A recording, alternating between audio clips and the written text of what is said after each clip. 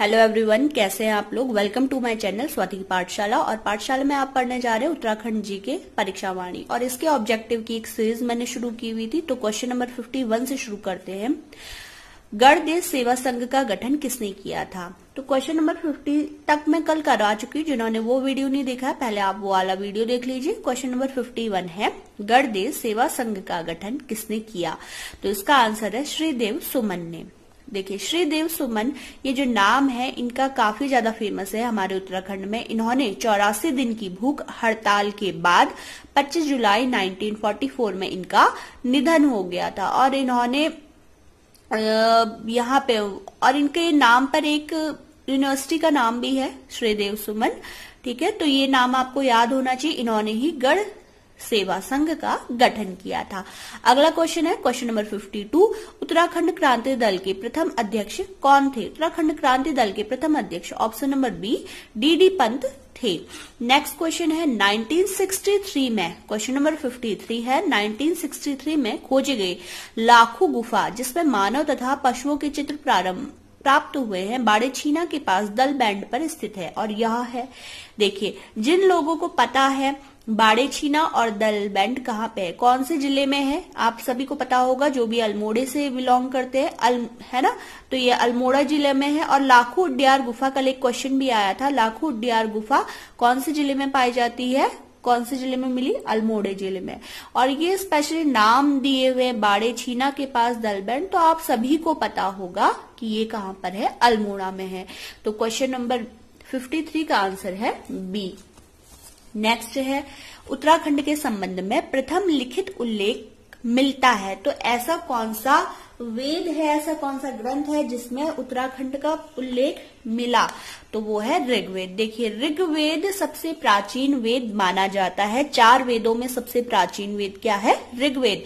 इसका मतलब क्या है कि उत्तराखंड का इतिहास उतना ही पुराना है जितना हमारे देश का इतिहास है, जितना हमारे विश्व का इतिहास है, भारत का इतिहास जितना पुराना है उतना ही पुराना हमारे उत्तराखंड का इतिहास है, क्योंकि इसका वर्णन सबसे पुराने वेद ऋग्वेद में मिलता है। तो बढ़ते हैं क्वेश्चन नंबर 55 की तरफ। किस ग्रंथ में उत्तराखंड के लिए देवभूमि शब्द आया। देवभूमि मतलब देवताओं की भूमि, और ये शब्द मिला ऋग्वेद में। Question number 56।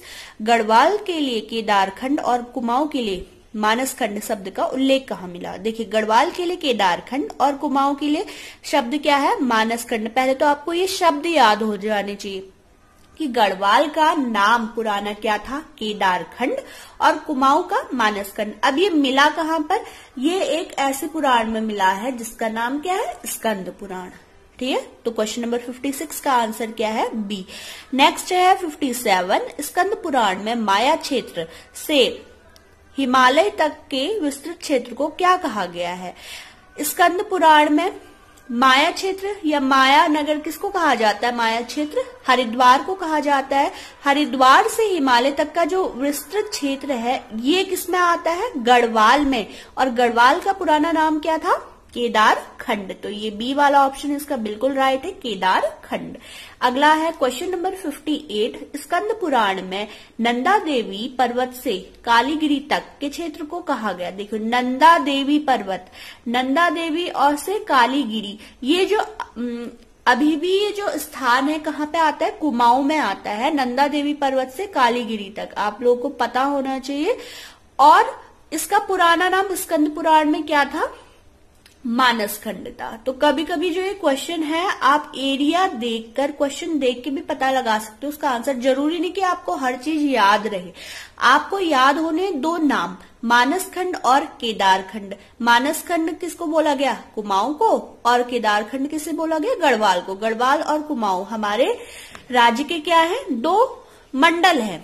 ठीक है, अब इनका कहां से कहां तक विस्तृत, कहां से कहां तक है, गढ़वाल माया क्षेत्र हरिद्वार से हिमालय तक गढ़वाल आता है, और नंदा देवी से कालीगिरी तक कुमाऊं मंडल आता है। अगला है 59। पुराणों के अनुसार मानव के लिए आदि पूर्व मनु का निवास धन के देवता कुबेर की राजधानी बद्रिका आश्रम के पास किस स्थान पर थी। तो ये बद्रिका आश्रम के पास अलकापुरी में थी। ऑप्शन नंबर सी इसका बिल्कुल राइट है। फिर है वशिष्ठ गुफा, वशिष्ठ कुंड स्थित है। तो वशिष्ठ गुफा और वशिष्ठ कुंड कहाँ पर है, टिहरी में है।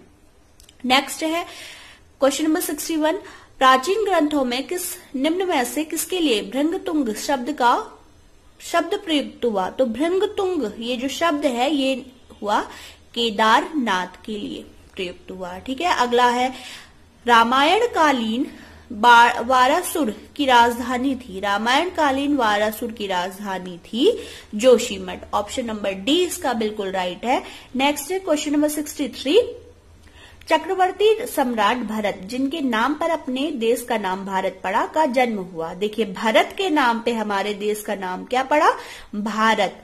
और इनका जन्म कहाँ हुआ था? इनका जन्म हुआ था कण्वाश्रम में। कल मैंने कण्वाश्रम से संबंधित आपको एक क्वेश्चन भी बताया था कि कण्वाश्रम में कालिदास संस्कृत के एक महान कवि थे, उन्होंने अभिज्ञान शाकुंतलम रचित किया। कहाँ? कण्वाश्रम में, जो कि मालिनी नदी के तट पर है। और ये कण्वाश्रम अभी कहाँ कहा जाता है? ये पौड़ी में जो कोटद्वार है उसे क्या बोला जाता था? कण्वाश्रम बोला जाता था। तो कण्वाश्रम ये जो नाम है ये काफी इंपॉर्टेंट है। यहीं पर भरत का जन्म हुआ, यहीं पर अभिज्ञान शाकुंतलम लिखी गई। किसके द्वारा? कालिदास जी के द्वारा। महाभारत के वन पर्व के अनुसार पुलिंद राजा सुबाहु की राजधानी थी। तो महाभारत के वन पर्व के अनुसार पुलिंद राजा सुबाहु की राजधानी थी। ऑप्शन नंबर सी राइट है इसका, श्रीनगर। श्रीनगर किसकी राजधानी थी? महाभारत के वन पर्व के अनुसार पुलिंद राजा सुबाहु की। नेक्स्ट है क्वेश्चन नंबर 65, गोरखा कालीन नेथड़ा का किला कहाँ है? गोरखा कालीन नेथड़ा का किला अल्मोड़ा में है। तो उसका ऑप्शन नंबर बी बिल्कुल राइट है, अल्मोड़ा। ठीक है, नेथड़ा का किला अल्मोड़ा में है। किस ग्रंथ में उत्तराखंड के लिए उत्तर कुरु शब्द प्रयुक्त किया गया है? उत्तर कुरु शब्द प्रयुक्त किया गया है, देखिए ब्राह्मण, तैतरीय ब्राह्मण, ऐतरेय ब्राह्मण, सतपथ ब्राह्मण, इनमें से कोई नहीं। तो ऑप्शन नंबर बी है, ऐतरेय ब्राह्मण के लिए उत्तर कुरु शब्द प्रयुक्त किया गया है। क्वेश्चन नंबर 67 है, अल्मोड़ा के जाखन देवी मंदिर से किसके निवास की पुष्टि होती है? तो अल्मोड़ा के जाखन देवी मंदिर जो भी गए हैं उन सबको पता होगा। कौन सा? Option number A Gandharva, B यक्ष, सी नाग, डी खस। ऑप्शन नंबर बी राइट है। तो यक्ष के निवास की पुष्टि कहाँ होती है? जाखन देवी मंदिर में होती है। क्वेश्चन नंबर 68, कनकपाल निम्न में से किस वंश का शासक था? तो कनकपाल निम्न में से, देखिए कनकपाल निम्न में से पवार वंश के शासक थे। पवार वंश के शासक कौन थे? कनकपाल। आपको याद करना होगा ये। 69 है, आशंति देव राजवंश की प्रारंभिक राजधानी थी। तो आशंति देव राजवंश की प्रारंभिक राजधानी थी जोशीमठ। ठीक है, जोशीमठ क्या थी? आशंति देव राजवंश की प्रारंभिक राजधानी। अगला है, चंद राजाओं का राज चिन्ह था। चंद राजाओं का राज चिन्ह, इस पे एक कहावत भी है, वो कहावत अभी मुझे याद नहीं आ रही है। ठीक है, गाय की जीती, कुछ ऐसे है। तो चंद राजाओं का जो राज चिन्ह है वो है गाय। ठीक है, तो ये गाय है चंद राजाओं का राज चिन्ह। 71 है, चंपावत स्थित राजबुंगा किला बनवाया गया। चंपावत स्थित जो राजबुंगा किला था, इसका मतलब एक क्वेश्चन और हो गया, ये राजबुंगा किला कहाँ है? चंपावत में। तो आप जब कोई क्वेश्चन पढ़ते हो तो उसी में ही 2 क्वेश्चन और इंक्लूडेड होते हैं। देखिए, एक तो कि राजबुंगा किला कहाँ है? चंपावत में है। और ये बनाया किसने? सोमचंद्र ने बनाया। ठीक है, सोमचंद्र ने चंपावत का राजबुंगा किला बनाया। क्वेश्चन नंबर 72, निम्न में से किस राजवंश को उत्तराखंड का प्रथम ऐतिहासिक राजवंश माना जाता है? मोस्ट इंपॉर्टेंट क्वेश्चन, उत्तराखंड का प्रथम ऐतिहासिक राजवंश किसको माना जाता है? कार्तिकेयपुर वंश को माना जाता है। ये आपको बिल्कुल रटा होना चाहिए कि कार्तिकेयपुर वंश को उत्तराखंड का ऐतिहासिक राजवंश माना जाता है। आंसर नंबर सी बिल्कुल राइट है इसका। 73 है, कार्तिकेयपुर राजवंश की राजभाषा थी। कार्तिकेय राजवंश की राजभाषा थी संस्कृत। और आपको ये भी पता होना चाहिए संस्कृत हमारे राज्य की 2nd राजभाषा है। पहली राजभाषा है हिंदी और दूसरी है संस्कृत। और कार्तिकेयपुर राजवंश जो पहला राजवंश था उसकी राजभाषा भी क्या थी? संस्कृत थी। क्वेश्चन नंबर 74, कार्तिकेयपुर शासकों के समय उत्तराखंड में निम्न में से किस प्रसिद्ध संत सन्यासी का आगमन हुआ? तो इनमें से किस संत सन्यासी का आगमन हुआ? शंकराचार्य। देखिए शंकराचार्य जी का उत्तराखंड में काफी योगदान रहा। क्या योगदान रहा? इन्होंने जितने भी धाम है, 4 धाम जिन्हें बोला जाता है, ठीक है, इन सब का क्या किया? स्थापना की थी किन्होंने? शंकराचार्य जी ने। तो ये कब आए थे? कार्तिकेयपुर शासकों के समय आए थे। गांव में, क्वेश्चन नंबर 75, गांव में ग्राम प्रधान मुखिया की नियुक्ति प्रणाली शुरू हुई। तो अभी भी आप लोग देखते होंगे कि हर गांव में क्या होता है? ग्राम प्रधान, लेकिन वो चुनाव के थ्रू जीते जाते हैं। लेकिन उस समय से ये नियुक्ति की जा रही। कब से? चंदों द्वारा। जब चंद्र राजा थे जब, तब से क्या होता है? गांव में ग्राम प्रधान या मुखिया की नियुक्ति की जाती है। तो क्वेश्चन नंबर 76 है, उत्तराखंड पर शासन करने वाली प्रथम राजनीतिक शक्ति कुड़िंद समकालीन थे। तो कुड़िंद किनके समकालीन थे? आपने भारत का इतिहास भी पढ़ा होगा, उसमें मौर्य वंश पढ़ा होगा। तो मौर्यों के समकालीन कौन थे? उत्तराखंड में शासन करने वाले कुड़िंद। तो ये क्वेश्चन भी काफी इंपॉर्टेंट है कि मौर्य और कुड़िंद एक दूसरे के समकालीन थे। समकालीन मतलब एक ही समय पर ये दोनों क्या थे? राजा थे। अगला है क्वेश्चन नंबर 77, निम्न में से कौन सुमेलित नहीं है? तो पहला देखो वीरभद्र। वीरभद्र सबको पता है कहाँ पर है? ऋषिकेश में है। अगला है गोविशाण। कल एक क्वेश्चन भी आया था, गोविशाण किसे कहा जाता है? तो गोविशाण कहाँ है? काशीपुर में। मोरध्वज, मोरध्वज है कोटद्वार में। ये 3 ऑप्शन तो बिल्कुल सही है। डी वाला है कालो डांडा टिहरी। तो ये जो डी वाला ऑप्शन है ये बिल्कुल रॉन्ग है। कालो डांडा जो है ये पौड़ी के लैंसडाउन जगह पर है। क्या? कालू डांडा ये टिहरी में नहीं आता, ये पौड़ी में है कोटद्वार, और कोटद्वार में लैंसडाउन में आता है। तो क्वेश्चन नंबर 78, निम्न में से उत्तराखंड के संबंध में कौन से कथन सत्य हैं? तो पहला वाला कथन है चक्रवर्ती सम्राट भरत का जन्म उत्तराखंड में हुआ था। अभी तो पढ़ा था कि चक्रवर्ती भरत का जो जन्म है कहाँ पे हुआ था? कण्वाश्रम में हुआ था। ठीक है। अगला है आदि गुरु शंकराचार्य का जन्म उत्तराखंड में हुआ था। आदि गुरु शंकराचार्य का जन्म उत्तराखंड में हुआ था। ये कुछ रॉन्ग लग रहा है। अगला है पांडवों ने उत्तराखंड से क्या किया था? स्वर्गारोहण किया था। तो इसके जो प्रूफ है कि पांडवों ने उत्तराखंड से स्वर्गारोहण किया था, इसका प्रूफ कहाँ पे मिलता है? जो लोग भी द्वाराहाट गए हैं, द्वाराहाट के अगर आपने मंदिर देखे हो या आपने स्वर्ग का जो वहां पे बोला जाता है रास्ता है, और वो सब आपने देखा हो, तो आपको पता चल जाएगा कि वहीं से उन्होंने स्वर्गारोहण किया था। मतलब ऐसी मान्यता है कि उन्होंने स्वर्गारोहण उत्तराखंड से किया था। तो इसके प्रूफ मिलते हैं वहां पे। तो 78 का 1 और 3 बिल्कुल राइट है। तो आंसर नंबर डी इसका बिल्कुल राइट है। 79, तपोवन में किसने तपस्या की थी? तपोवन में किसने तप किया था? लक्ष्मण जी ने वहां पे तप किया था। और लक्ष्मण जी का संबंध किससे है? रामायण से। राम के भाई कौन थे? लक्ष्मण, और उन्होंने तपोवन में तप किया था।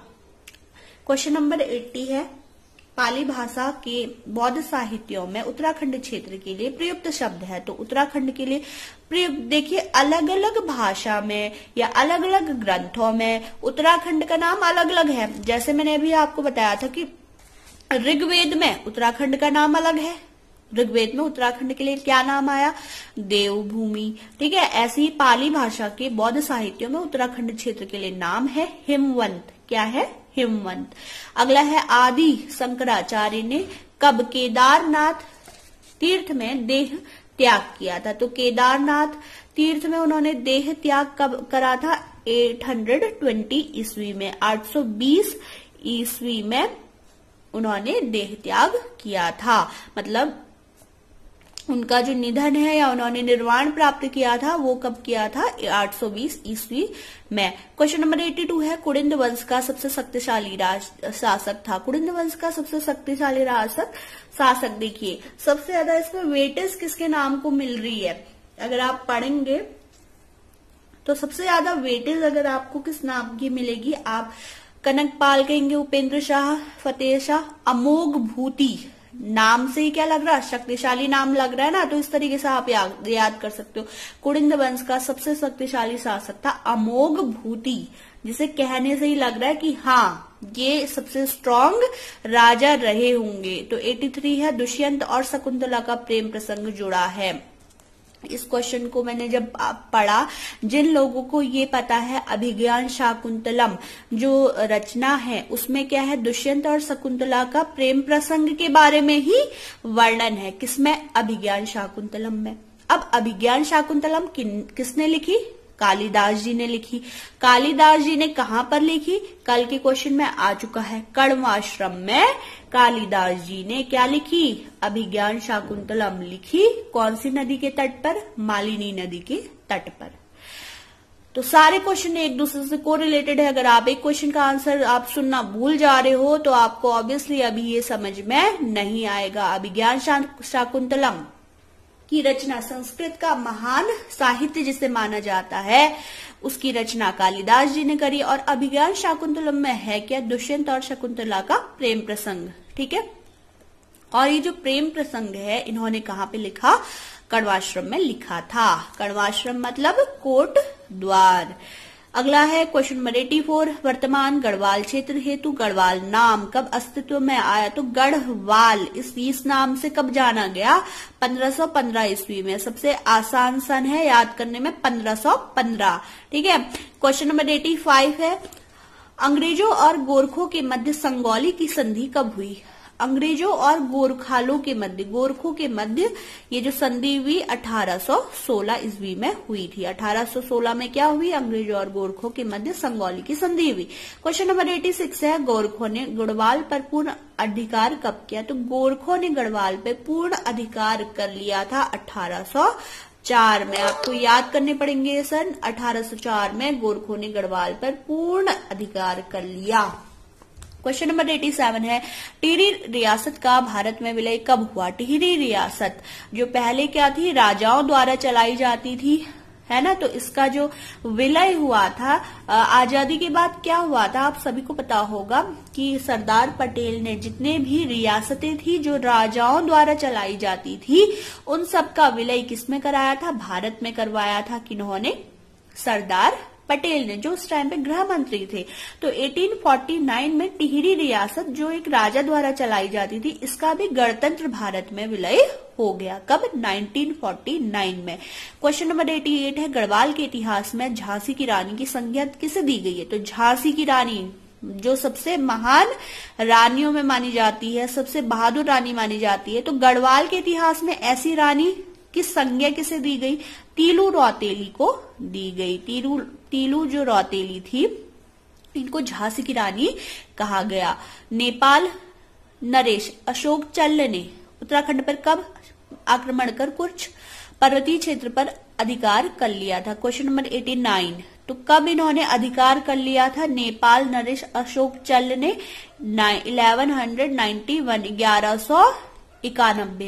1191 में नेपाल नरेश अशोक चल्ल ने उत्तराखंड पर आक्रमण करा और उसके कुछ क्षेत्र अधिकार में ले लिए थे। कौन नागकटी रानी से प्रसिद्ध है? मोस्ट इंपॉर्टेंट क्वेश्चन, नागकटी रानी किसे कहा जाता है? क्वेश्चन नंबर 90, नागकटी रानी कर्णावती को कहा जाता है। कर्णावती को नागकटी, कौसे कर्णावती, कौसे कटी, कर्णावती रानी को नागकटी रानी कहा जाता है। क्वेश्चन नंबर 91 है, कालसी देहरादून स्थित अशोककालीन शिलालेख की भाषा है। जो लोग भी कालसी घूमने गए हैं, अशोक का स्तंभ देखने, अशोक का शिलालेख देखने, उन्हें पता होगा।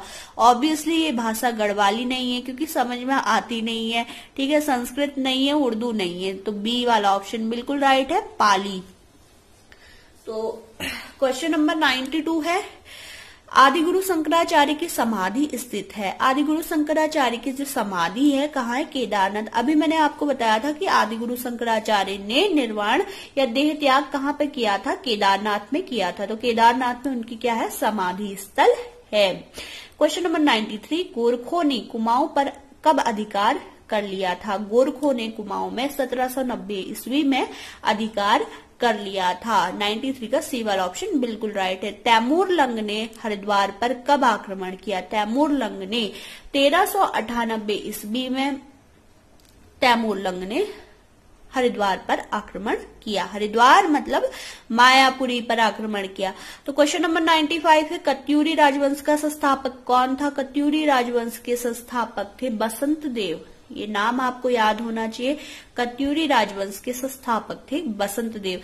96 क्वेश्चन है, खगमरा किले का निर्माण किसने करवाया? खगमरा किले का निर्माण कराया था भीष्मचंद्र ने।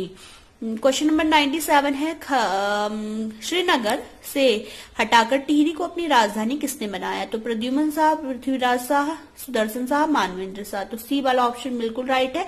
सुदर्शन शाह ने टिहरी से श्रीनगर को हटाकर टिहरी को अपनी राजधानी बनाई।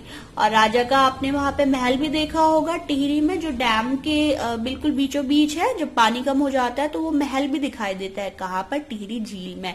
तो 98 है, निम्न में से किसे अंग्रेजों ने CSI की उपाधि दी थी? अंग्रेजों ने CSI की उपाधि किसको दी थी? भवानी शाह, प्रताप शाह, कीर्ति शाह, नरेंद्र शाह। तो कीर्ति शाह को अंग्रेजों ने CSI की उपाधि दी थी। तो ये कीर्ति शाह कौन थे? राजा थे। इनको उपाधि किसने दी थी? अंग्रेजों ने दी थी। क्वेश्चन नंबर 99 है, टिहरी में शिक्षा, अंग्रेजी शिक्षा की शुरुआत किसके शासनकाल में हुई? तो टिहरी में अंग्रेजी शिक्षा की शुरुआत किसके शासनकाल में हुई?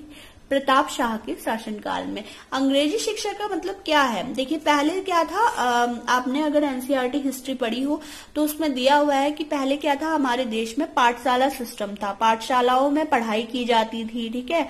और मतलब वो जो सिस्टम था, एजुकेशन सिस्टम थोड़ा डिफरेंट था। और बाद में जब अंग्रेज आए तो उन्होंने अपना इंग्लिश एजुकेशन शुरू करी। तो ये टिहरी में किसके शासनकाल में शुरू हुई थी? प्रताप शाह के शासनकाल में। क्वेश्चन नंबर 100 है, कुमाऊं और गढ़वाल पर गोरखा का शासन बहुत ही अन्याय और अत्याचार पूर्ण था। इस अत्याचारी शासन को यहाँ की भाषा में क्या कहा जाता है? देखो, गोरखाओं ने आक्रमण करा था कुमाऊं और गढ़वाल में, और काफी टाइम तक इन्होंने यहाँ पे शासन भी किया। तो इनके अत्याचारी शासन को यहाँ की भाषा में क्या कहा जाता है? बोरख्याली, गोरख्याली, मोरख्याली, जोरख्याली? नहीं, देखो गोरखाओं का अत्याचार था तो क्या कहा जाएगा? इसे गोरख्याली कहा जाएगा। तो ऑप्शन नंबर बी राइट है। तो ऐसा जरूरी नहीं कि आपको हर आंसर आपको याद करना है। कभी कभी आपको कॉमन सेंस भी आपको यूज करना पड़ेगा कि गोरखा है तो ऑब्वियसली गोरख्याली ही कहा जाएगा इनके अत्याचार को, ठीक है। तो आज के लिए इतना काफी। कल फिर से आती हूँ मैं आपके साथ 50 क्वेश्चंस को लेके। Thank you. Subscribe my channel.